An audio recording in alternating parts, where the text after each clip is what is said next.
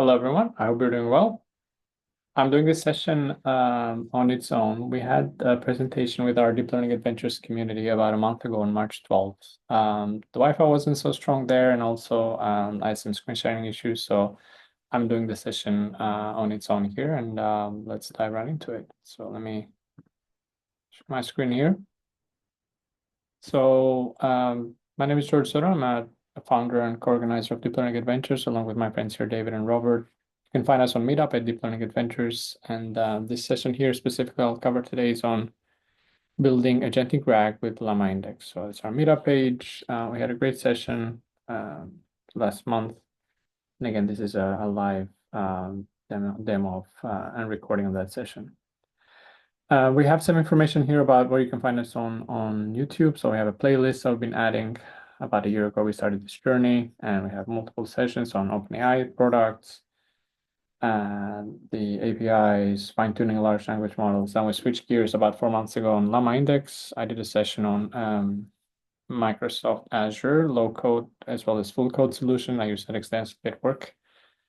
And about a month ago, we did our first part 1 session on JavaScript RAG web apps with LlamaIndex. So if you go to, we'll be using this great resource from Andrew Ng's Deep Learning AI collection of courses, the short courses. They're very, very useful. And we've covered so far the RAG one on JavaScript. Today I'll cover this building agentic RAG with LlamaIndex, and later we're going to take a deeper dive into building and evaluating them, as well as building this document workflows. I wanted to introduce something cool. You've probably seen this, but there's this new product called Sesame. It's really innovative in terms of likeliness of voice AI. So I'll just give you a quick demo here of how this works, and just add an AI assistant to this AI assistant presentation. Hey, welcome back. I don't usually see folks back so quickly. This is awesome. Hey, What's on your mind? I'm back. Yeah, I chatted with you earlier. I just wanted to share that I'm ready to do my recording here and share with our friends on YouTube about AI and AI agents. Cool. So we're going live, huh? Yes, we are. Well, no pressure then. Just millions of eyeballs. Just kidding. Got any thoughts on what kind of intro you want to give? Maybe like a super catchy beginning to hook them in? Yeah, exactly. I was thinking super catchy beginning, maybe an AI assistant with a human-like voice capabilities like yourself. Do I sense a brag coming on? Maybe. I think it would be cool if we played into that a bit. Like lean into the human as an AI thing. You could start with a question like, have you ever wondered what it would be like to chat with an AI who's, well, kind of more like you than a robot? Interesting. Okay, I'll try that. Nice. I'm ready for my close-up. Cool. Thank you so much. Anytime. Just Okay. think of me as your own personal hype squad, helping get those views rolling in. Awesome. Thank you so much. Have a good one. You too. Catch you on the flip side. Bye-bye. Bye-bye. Cool. So I hope you like that. Now let's dive right into it. So this building agentic RAG with LlamaIndex, this is the course on deep learning AI. And the cool thing about it, as you've seen from other short courses, is that you have your curriculum, you have a Jupyter notebook here, and you have the session here. So I'll make this a little bit bigger. But the first concept we're going to talk about here today is this concept of a router engine. And that's a module in LlamaIndex that basically allows you to, it's an LLM that basically allows you to pick the right query engine, or the right tool in this case, for your query, for your prompt. So what we're going to do in this session is we're going to use this MetaGPT paper. I'll share with you how that looks. It's a paper from iClear 2024.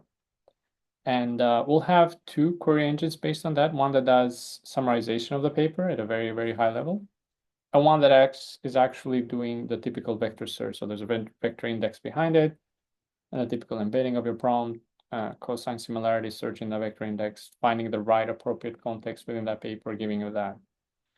So more like high-level overview, right? What are we looking at from a 10,000 feet perspective, and then the specific deep dives options. So we have two options. And if we ask a generic summary level question, hopefully our router will pick the summarization query engine. And if we pick a very specific question, maybe one of the metrics or one of the evaluation data sets, it'll pick the vector index, it'll give us an answer, and we'll get the answer back. So that's the high level architecture that we'll cover here. So let me make this bigger and zoom in. So we'll use some OpenAI keys in the backend just to interact with some basic OpenAI models. The paper is this one here, MetaGPT, Metaprogramming for a Multi-Agent Collaborative Framework. As you can see, it's 29 pages as an abstract, introduction, some images. Images, we won't be embedding them. We'll just be embedding the text part. So some related work, the framework itself, standard operating procedures, communication protocols, experiments, evaluation metrics, baselines, things like that. So, and then conclusion and then references. So let's take a look. So we have our local version of this MetaGPT PDF. We're going to read it as a document. We'll use this sentence splitter to split our data into sentences and chunks of size 1024.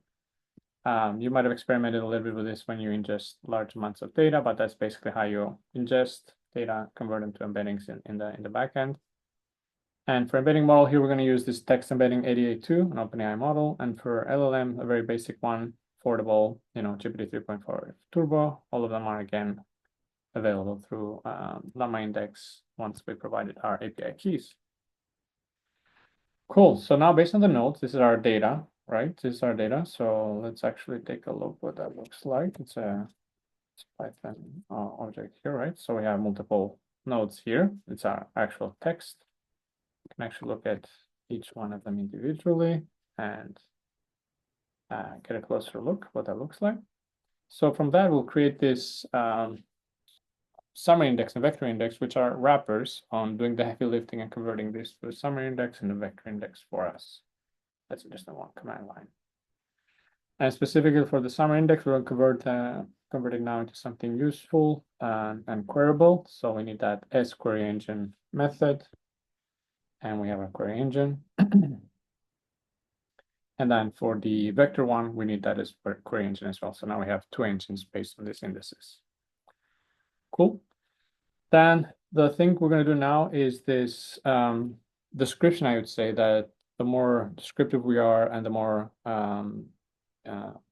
careful with how we phrase our words, basically it's our documentation in one sentence. The easier would be for the LLM, in this case GPT 3.5, to pick up what this query engine does, right? So we're going to create a tool basically on that. And the tool is just the engine itself with just a very simple description and documentation. So for example, the first one here is useful for summarizing questions related to MetaGPT versus the vector tool is useful for retrieving specific context from the paper, right? So I have these two tools. Now this concept of query engine comes in, right? So from these two tools, I need to pick one of them, this single LLM selector. And right now, for my query engine, I have two tools as options. I have the summary tool and the vector tool. And I like some troubleshooting context. So I'm setting this verbose equals to 2. Right. So now this is my entry point now. This is my gateway to interacting with the query engine and the tools underneath it. So my question is, what is the summary of the document? So it's picking query engine 0, which is a summary tool. It's giving me a description of what that does. It's useful for summarizations, right? So this gives me a high-level summary of the tool. I want to look at how many nodes this response took. It took all 34 nodes, and that's actually how many nodes I have in the backend. So it actually parsed the entire PDF. I have 29 pages, but I actually have 34 nodes simply because there's some overlapping in my sentences. Great. So now if I ask a very specific question, let's see if it'll pick query engine 1. Great. So it picked the vector query engine. So this choice is more relevant as it specifically mentions retrieving specific context from MetaGPT paper. Okay, so agents share information with others by utilizing a shared message pool, right? Let's go to our paper, let's find the shared message pool. To address the challenge, a viable approach is to store information in a global message pool. As shown in figure 2, we introduce a shared message pool. So there's a figure 2, a shared message pool here that this agent used to communicate with each other. Cool.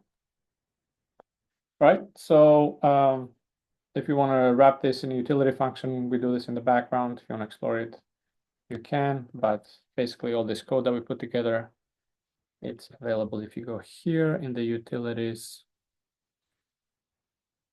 there's our code as a Python script now, right? So we have reading the file, the indices, the query engines, the tools, and then the final query engine itself that we return.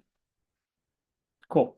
So yeah, that was the introduction. Let me show again the visual just to reinforce what we learned. So we have our query engine here. The router picks one of the two based on the prompt and based on the description that we have for each tool, and then selects one of them and gives us the answer. Cool. So let's move on to the second one.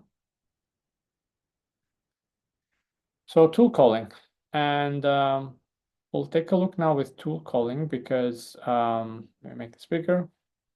So as the course here says, right, it's a way to interact with external environments through a dynamic interface, right? So there's so much we can do in Python, right? But maybe you need a tool calling, maybe you have your own Python code, maybe you have your own calendar invite, let's say, or calendar tool or web browsing tool, or your own custom product tool that you build in your startup or your company.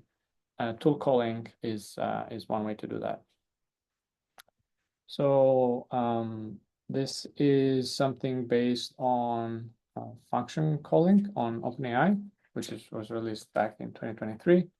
So you can learn more about that. But let's go to, oops, let me restart my session here on tool calling and see how this works behind the scenes. I'll make this bigger a little bit, so I'll enter the API keys.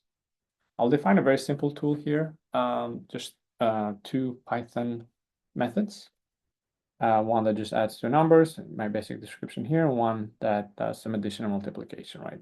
X plus y times x plus y. So I have my add tool and my mystery tool. I wrap them around this function tool from core tools, and these are my functions that I can use later. Great, so how do I use this? So from OpenAI and this LlamaIndex wrapper, I have this predict and call, which is a function calling basically. I need to specify the model, the LLM, and then the LLM now will pick which tool to use based on the description that I give to my methods and also the prompt, similar to the query engine router that we saw. So I'm passing the tools here. I'm actually passing the prompt. Tell me the output of the mystery function. So that's my function name. And the arguments are this, verbose true, and let's see what it does. So it's calling the function mystery. It's right here with arguments x2, y9, does the addition multiplication 121. Right, cool. So that was the function calling. Let's see how can we use this with our document. So we have again our document, splitting it, just seeing what does the first node of this metadata looks like. So we have the page label, page number 1. It's from preprint. So let's take a look. From preprint all the way to end of page 1, which is affiliated with Deep Wisdom. Scroll, scroll, scroll, affiliated with Deep Wisdom. Cool.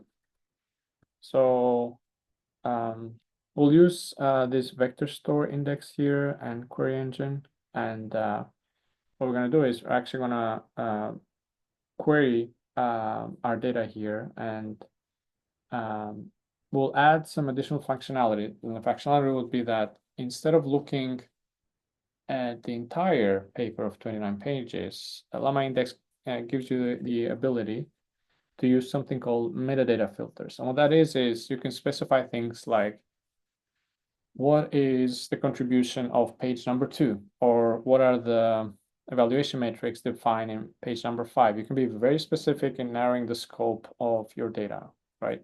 So that's a really cool functionality, because now you can steer a little bit the LLM here on where to look for information. So in this case, what we're doing is we're returning the most two popular answers, right? Nodes. And specifically, we're going to look at page number 2. The prompt is, what are some high-level results of MetaGPT? And let's look at the response. And also its metadata. So it says that the MetaGPT includes a new state-of-the-art in code generation benchmarks. Okay, so let's look at benchmarks in page number 2. Page number 2. Okay, there it is. Code generation benchmark, MetaGPT achieves a new state-of-the-art SOTA with 85 and 87% on pass 1. 85 and 87% on pass 1, right? That's cool. And you can see here that I'm only referencing page 2 of this PDF. All right, let's wrap this around, right? So let's make this filter, metadata filter more dynamic. So we'll use this filter condition. And now here, we'll make this dynamic. So perform a vector search over an index, and you need our query, but also the page numbers as optional. If you leave it blank, you'll do a search over the entire data set, in this case, our entire PDF, right? So I'm creating our vector index here, picking top K2 nodes or data in the backend. And the metadata filters are this condition that we have right here. Cool, so let's give it a go. So the LLM that's doing the function calling is this one, the vector tool is this one. Now it takes as input the page, right? So let's see. What are the high-level results of MetaGPT is described on page 2? Again, you see it's similar here. And then again, I want to make sure that the metadata only returns nodes from page 2. Cool, let's add some other nodes, some other tools. So we have, again, the summary index, as well as, so the summary query engine, right? And then the summary tool here. Let's add that. Useful if you want a summary of MetaGPT, right? So now I have the vector query tool that does specific comparisons based on page, but also the summary tool that we saw earlier. So let's see, when I do the query, it's actually calling the vector tool, the first one, with arguments. This is my query, and this is my page number metadata filter, right? And gives me the answer. Let's see here, yeah, it's referencing only page 8. And if I ask a generic question, it should be picking the summary tool with the summary of the paper. Oh, interesting. That's not what I asked. So the paper discussing the impact of climate change. Okay, let's run it again. I don't know where it picked that from. Okay, right input. Is that a mini hallucination? Cool. As you can see, these models, right, they're not perfect. So it's something that you need to keep an eye on, and also it allows me to talk about evaluations, right? That's a really important topic as part of a responsible and ethical AI framework that you need to have in place. I'm happy to talk more about that in another session on guardrails and more. Cool, so that was this session. Let's see if I have anything here that the instructor maybe wanted to emphasize. That's metadata filters. Okay.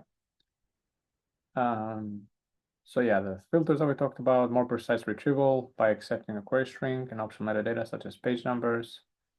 And then you can refer them based on the user input. You can define different type of metadata like section ID, headers, footers, right? So you can be more specific in how you retrieve your information.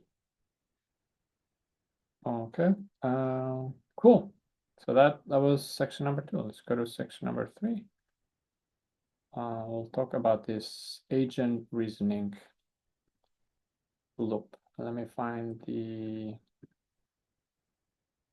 appropriate visual. So what we're gonna do here is, before we had simple routers, right? We had a query engine router or a function tool calling that made a decision which tool to call, right?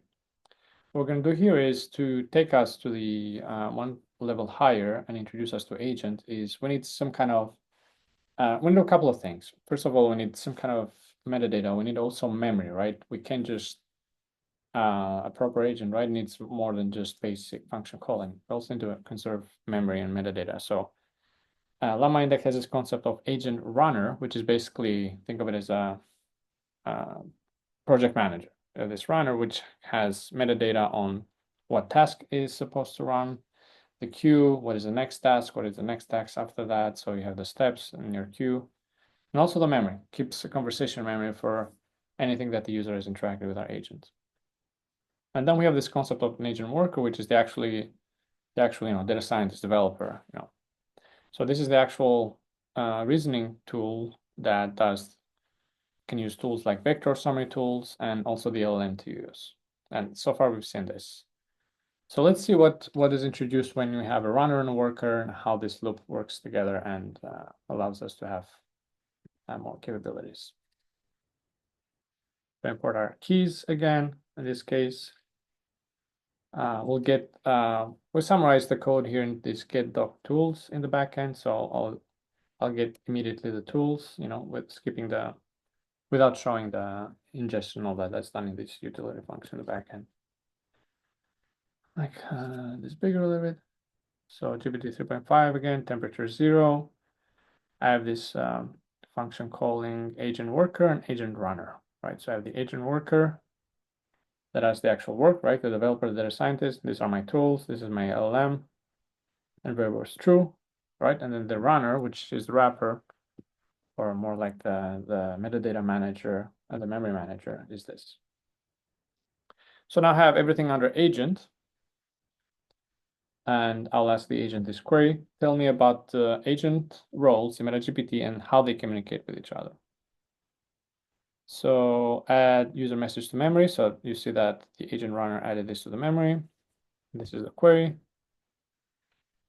Then this is passed to the agent worker, and the agent worker is now picking one of these two tools. It picked the summary tool with input agent roles in MetaGPT. You might as well picked up the vector tool as well. It really depends on how we phrase it, how sensitive the LLM is.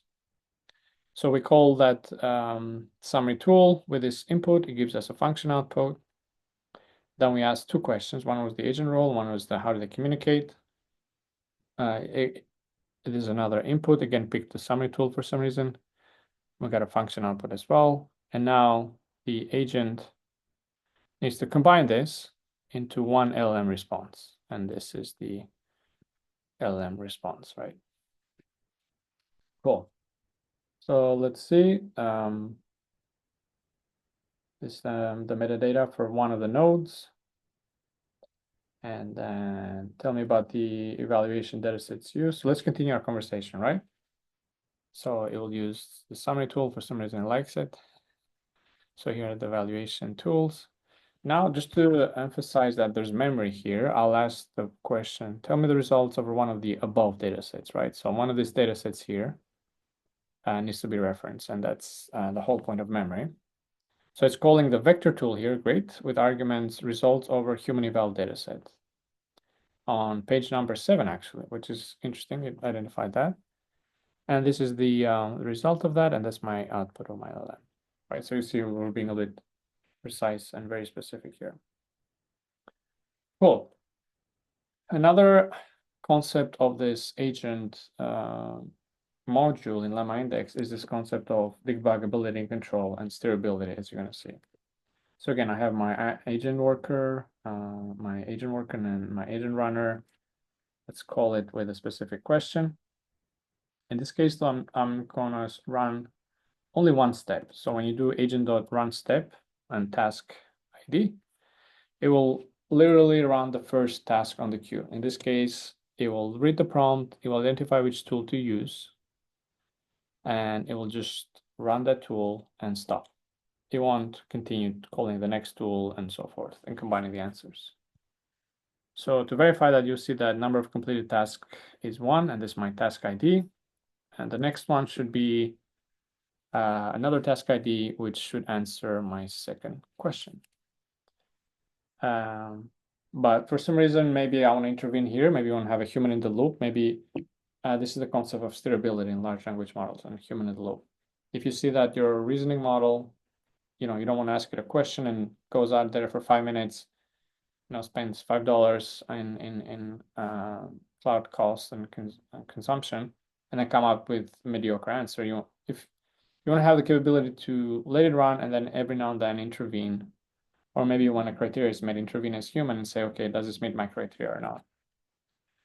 So in this case, I'm actually going to intervene as human. I'm going to say, run whatever task you're running, but now run, stop, pause, whatever you're running. Let me intervene and let me ask a slightly different question, which is, what about agents and how they share information? You'll add it to the queue and it will run that. So let me run it and combine it in my output, finalize it, and that should be my response, right? So I think there's a good graphic here on the pros of this approach. Yeah, there you go. Right, so we want to decouple the task creation and execution, right? So we want to basically the metadata, the project management from the actual project implementation. The other one is the debuggability, right? You can see you can run the agent reasoning process step by step, and you can debug it. And steerability allows you to have a human input and incorporate human feedback for more refined control. That's some of the benefits of this approach. Cool. I hope you like this one, and let's go to the last one. Let me refresh my page here.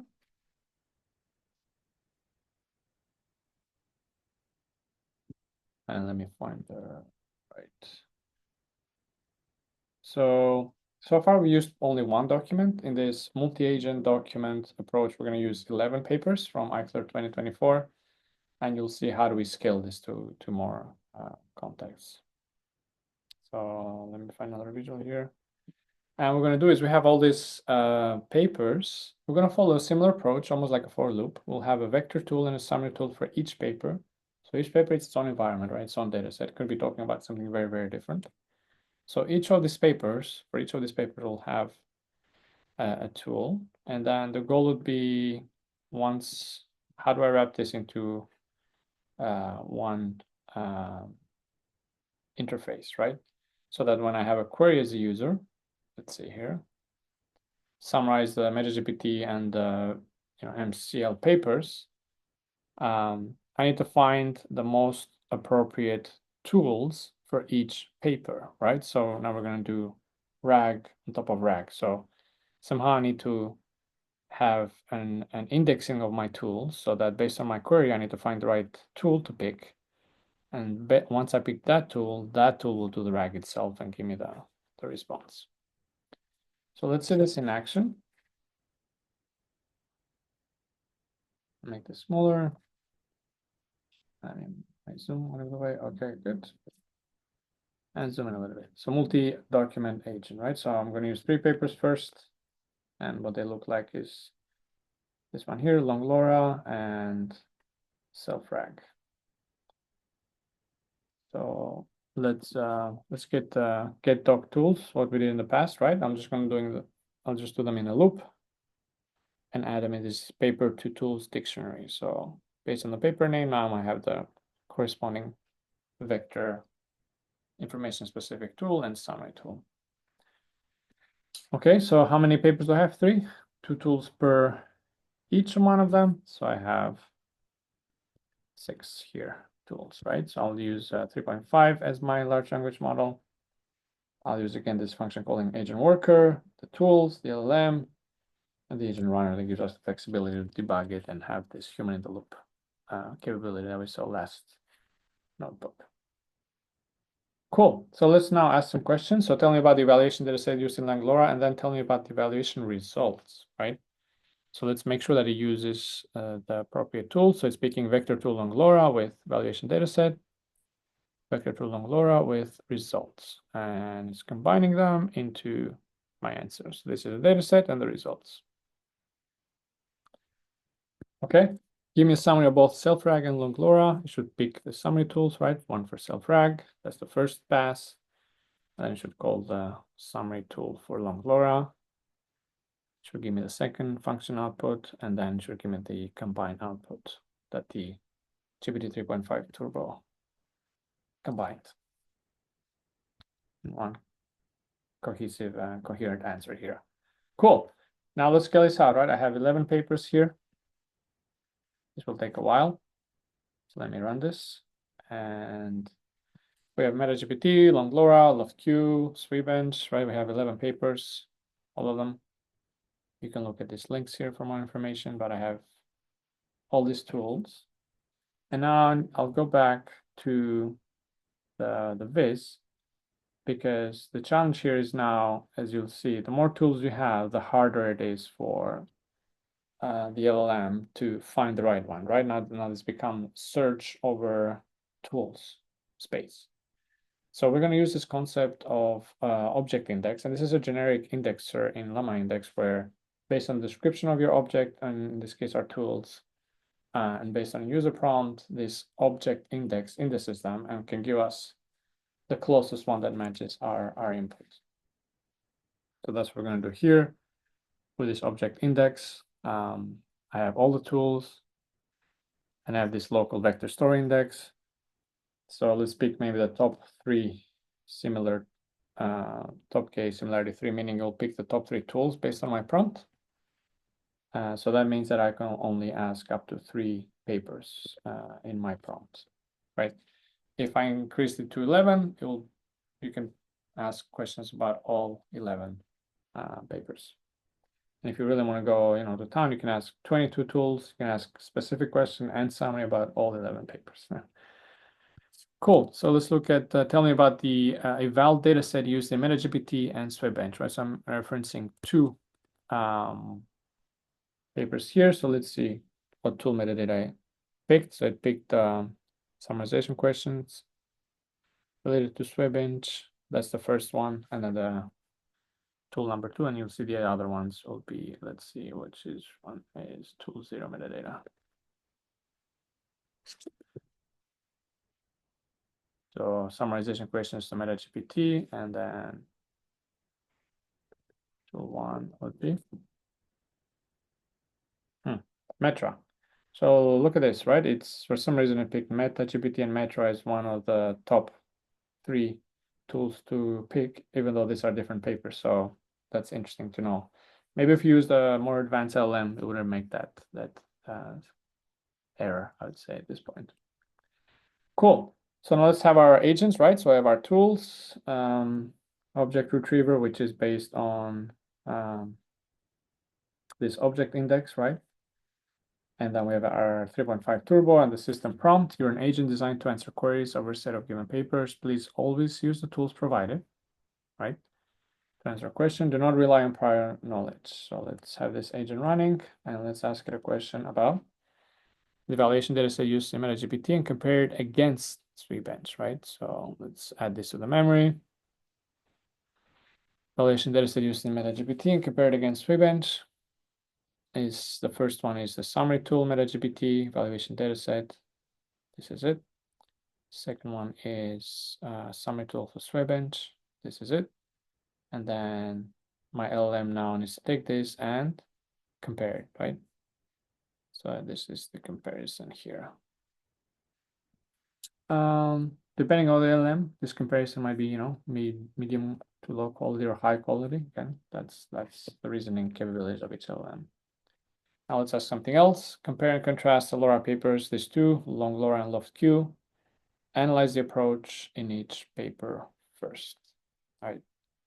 So it's picking the first one, LongLoRa, and then LoftQ, and then we'll combine them on their approach. Yep. Cool. So that's a summary level type of questions. All right, so let's go back to our Viz here. I want to make sure that this is easier now to understand, right? So based on our agent, based on our object index, we're going to pick the top 3 similar tools for the query, right? So we might pick one from MetaGPT, one from another paper, one from another paper. We should pick the appropriate one. Let's see if there's any other visual here. No. Okay, cool. So that was it. I hope this was useful. You can find again these courses on deep learning AI, and I can take a closer look. These are the papers. I also have this visual that I think it's useful to know when you do this indexing, right? Uh, you have your RAG-based system. So you have your document, your chunks, your database, and then this query process, which can be simple to just picking the most similar nodes or part of your documents, to doing more advanced RAG, which is based on rewriting your query, basically synonymous. Or how would you say when you do a Google search, right? How do I do this? You might find similar queries to that. How do I achieve this? How can I accomplish this? In what way can I arrive to this conclusion, right? Similarity. So rewriter. You get your retriever from your RAG, you get chunks back. You might re-rank them, right? Based on some kind of metric or importance. Consolidate them, you read them, and then you give the response. And in red here, there's some things that can go wrong, right? So you might not have the right content, you might not have the top ranked, might be out of context or format, incomplete, extracted, and specificity and all that. So I just wanted to mention that. And then in the other session that I presented this, in some other session, if you use Microsoft, you can use this hybrid search. We uses both vector-based search as well as traditional word-based search. Function calling, some integrations, right? We use OpenAI LLM here, but you can use, Anthropic, you can use Azure OpenAI, Cohere, Grok, Hugging Face, Llama, NVIDIA, Perplexity, right? RunGPT, SageMaker, Vertex, and so forth. So yeah, that was it. I hope you like this course, and I hope to see you the next session. We have a couple more sessions coming. We have this event-driven agentic document workflow. So going back here, this will be this one. And we did this one as the first one. So let me go back to the recording. Yeah, building, evaluating a LlamaIndex RAG system. So with that will conclude our sessions on LlamaIndex. And then here on the 15th, we have a custom applications where we have 3 speakers. We'll have David, Will, and myself doing custom applications. So whatever we learned so far from these deep learning AI courses in this part 4, we'll do something more applicable, more specific, more concrete. It could be something simple as, hey, this is my document. How do I extract information? To, hey, how can I generate SQL from English? Or how can I maybe book an appointment with my haircut salon, book it and add it to my calendar, right? So we'll see some interesting applications here. Again, you can find all the recordings here if you're not able to join us in person. The session will be hybrid. Then I have a couple of sessions that I keep postponing because the content keeps changing. We're also pursuing this Google Cloud Platform machine learning professional engineer. So we'll take these 2 exams and this exam, and we'll share more about our preparation strategy. And I also just attended Microsoft Fabric conference, so I'll share more about that maybe in upcoming session. So with that, thank you so much. And if you have any questions, feel free to post them on YouTube, and see you next time. Have a good one.